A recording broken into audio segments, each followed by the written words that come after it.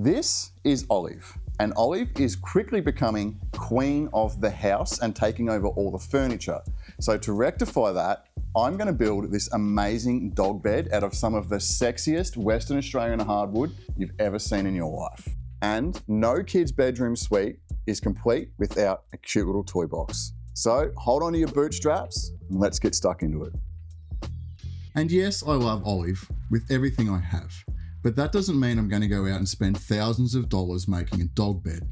So I'm going to use these slabs that I've been dying to use up since a really good friend of mine kindly donated them to the 𝗕𝗨𝗟𝗡𝗅's cause. They're completely charred and they look like they've been through a fire, but I think they're definitely salvageable. And trust me, you're going to want to stick around for this transformation because they look cruddy now, but this stuff is going to blow your mind. And if you're wondering what this stuff is, this is Western Australian Sheok, and it is one of the most unique and beautiful timbers I've ever had the privilege of working with. And after identifying all the usable areas of the timber, I went ahead and made my cuts. Now, identifying what's salvageable or what's usable out of a slab differs every time. For example, these slabs of Sheok had a lot of charring from a fire and also had a lot of cracking. So I'm avoiding those areas and taking out the nice solid area. And that will give me something to work with and will determine the size of the headboard and the footboard. Now, I'm a firm believer of any time you're using reclaimed materials, every piece has a project in it. And if anyone approaches you and says, hey, have you got a use for this slab or this piece of wood? 9 times out of 10, you should take it because I guarantee it's got a project in it somewhere down the line.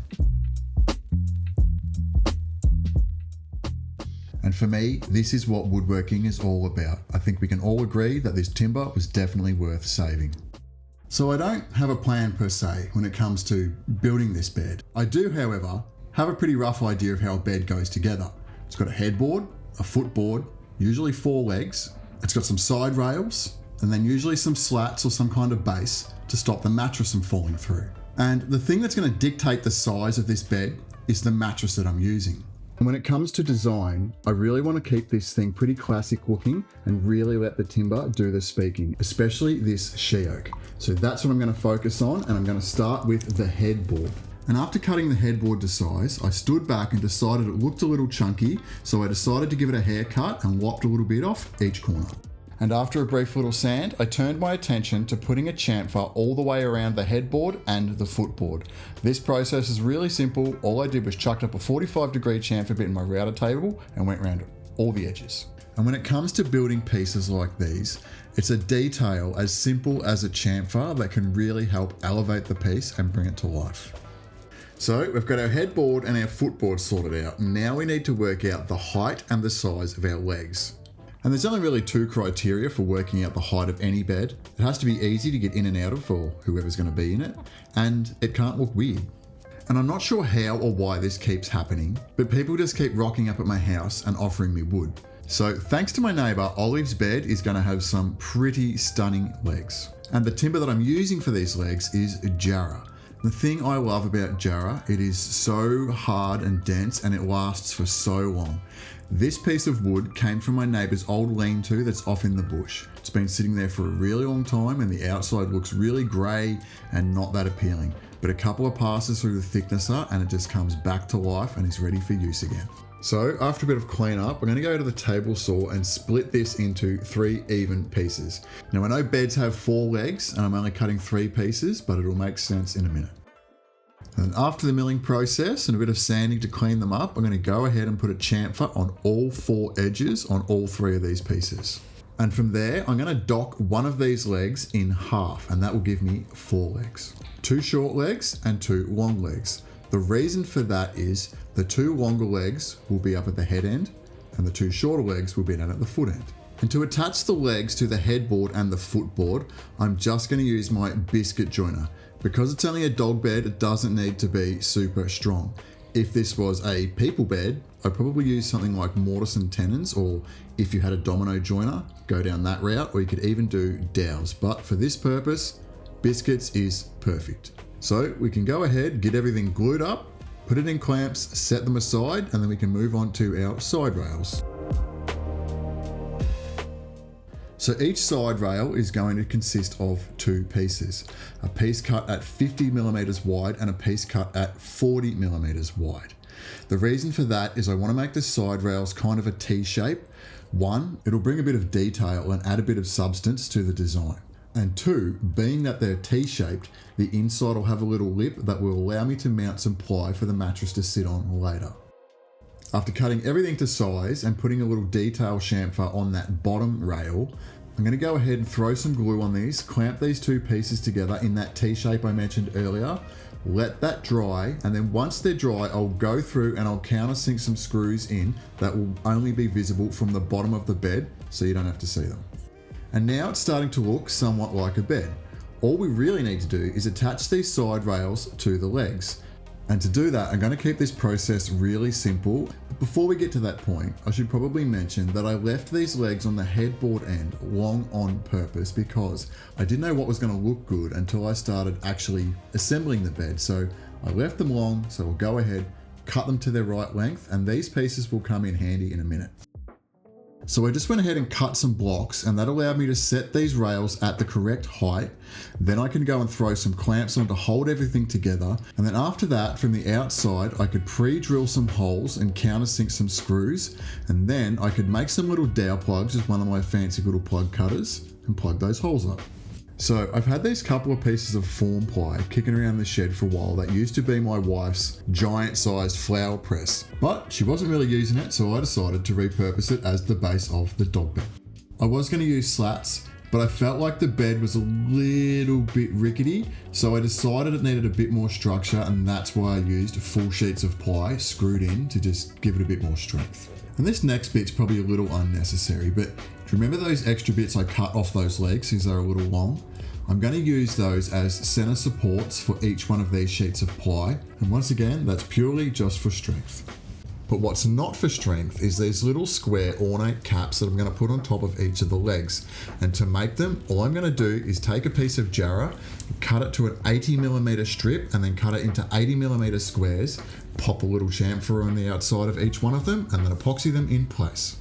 And now what's left to do is oiling. But before we get to that stage, we're going to build a toy box. Trust me, you're going to want to hang around to the end, because if you thought this Sheok transformed after the milling, you should wait until the oil hits it. Now, believe it or not, I actually paid for the wood for this toy box. I don't want you guys to think I'm just some kind of wood stealing vigilante going to people's properties and pinching wood in the middle of the night. So much like a lot of the components of the bed, I'm using Jarrah for this toy box. And because these are just Jarrah decking boards, they've got a little rounded edge. So the first thing I'm going to do is rip both of those rounded edges off so I can go ahead and biscuit join them together. Now, biscuit joining here is probably completely unnecessary. Glue would have been enough, but I decided to pop a couple of biscuits in just to help with the alignment, because one of these boards had just a slight warp in it, and I didn't really feel like trying to flatten that out because it's just a toy box for a dog. And once my panel was dry, I gave everything a really good sand to smooth everything out, took it over to the miter saw, and I cut 2 short panels for the sides and 2 longer panels for the front and the back. And because I wanted the toy box to match the bed as closely as possible, I used the exact same process for milling the legs for the toy box as I did the bed.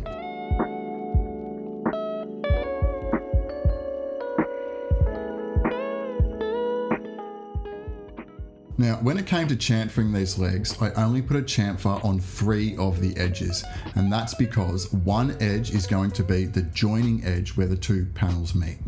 At the beginning of anyone's woodworking journey, one of the first things you learn how to make is boxes. And it can also be one of the most overwhelming things to learn how to make, because there is a million different ways to make them and a million different ways to embellish them. And what's more important than making a box that impresses the whole world is building a box that impresses you and matches where you're at on your woodworking journey and your skill level. And for me, I'm going super simplistic with this joinery. I'm just doing biscuits once again. 1, because I love biscuits. 2, because it's easy. And 3, because it's just for a dog, and she's probably going to store sticks, half-chewed toys, and the odd sock in there. Now, I did have to sand down these biscuits a little bit, and that is because something caught me out that I didn't have the forethought to predict. when I cut my biscuit slots in the two intersecting sides of each leg, the holes actually connected and there wasn't going to be enough room for both biscuits to fit. So all I did was sand a bit off one side so they didn't interfere with each other. And that's another thing that I love about woodworking. It teaches you to think on your feet. When problems arise, you've got to come up with a solution. You don't always need to throw it in the bin and start again. And over the years, I've become a firm believer of when you start a project, you should finish it regardless of how it's turning out in the process, because you'll learn so many lessons and you'll pick up so many things that you should have done better or will do different next time. Woodworking is a journey of personal growth and skills development. When I first started woodworking, I had zero patience. I would rush through everything just to get to the end result. And I always found I was never happy. Once I gave myself to the process and I just learned to slow down and have patience and understood that and it takes a really long time to build your skills up and fine tune things, I had so much more fun and I absolutely love woodworking now. I could do this all day, every day. If you want to support me in that dream and help me to continue to do this every day, the best thing you can do is go and check out my website, dinobuilds.com. Got some really sick merch there and some amazing handcrafted items. But more importantly, you can go and learn a little bit more about my backstory and what I stand for. But anyway, enough about me, let's get back to the build. So I've got my box all clamped up, next day's dry. Now we have to start thinking about putting a base in this box, and I'm going to keep this as simple as the rest of the build. All I've done is cut down some little 15mm by 15mm long strips of Jarrah. I'm going to stick them down with some glue and pop some brad nails in there. And after that, I'm just going to cut down another piece of this form ply, drop that in for the base and pop some more brad nails in to lock it down. And I wasn't really happy with the way the box was at its current state. It felt a little unfinished. So I decided to make a little strip to go all the way around the top with a mitered finish. And I really didn't feel the need for a mechanical connection here, so I just decided glue was good enough, plenty of surface area there, so glue and clamps it is.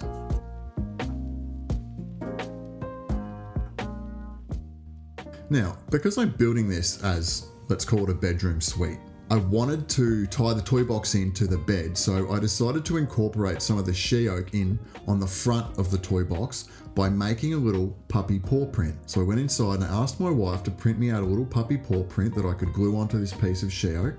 And I just used that as a guide to cut everything out on the bandsaw as close to the line as I sort of felt comfortable to go. I was mindful to number each piece as I went because each one of these toe beans or toe pads is a slightly different size and I wanted the grain to still orientate the correct way. After that, I went over to the belt sander and I fine-tuned everything, getting rid of all the white line on the outside, taking it right up to that black line. And then it was just a matter of gluing it onto the front of the toy box. And I think it turned out super cute. I was originally going to do her name, but I'm so glad I decided to go this route. And for the oiling process, I really wanted to use something that was puppy friendly. I didn't want to use anything toxic like polyurethane or any chemical sort of finish in case she ever chews this thing. So I just went with a bit of orange oil, as I usually do, and it turned out perfect, as it usually does. But what really blew me away, and even I wasn't expecting, this Sheok absolutely exploded when I put this oil on. Those tiger stripes just look amazing. The Sheok on the bed turned out especially amazing, and I will definitely use this a lot more in the future. I've only used Sheok a couple of times, but it's definitely going to be on my radar for future builds. And I think has just become my new favourite Western Australian hardwood. And if you're wondering, yes, Olive absolutely loves her new bedroom suite. She uses it all the time. And the amount of comments I've had from people coming around, they're like, what is that? Is absolutely mind-blowing, and I find it brings me a lot of joy. And that's it for this build, legends. Let me know in the comments if you think this is absolutely ridiculous and unnecessary, or you absolutely loved it and want one for yourself. If you're already subscribed, you are an absolute legend and I appreciate your support. If you're new here, I'd really love to share this journey with you too, so hit that subscribe button. And as always, guys, I'll catch you in the next one. Peace.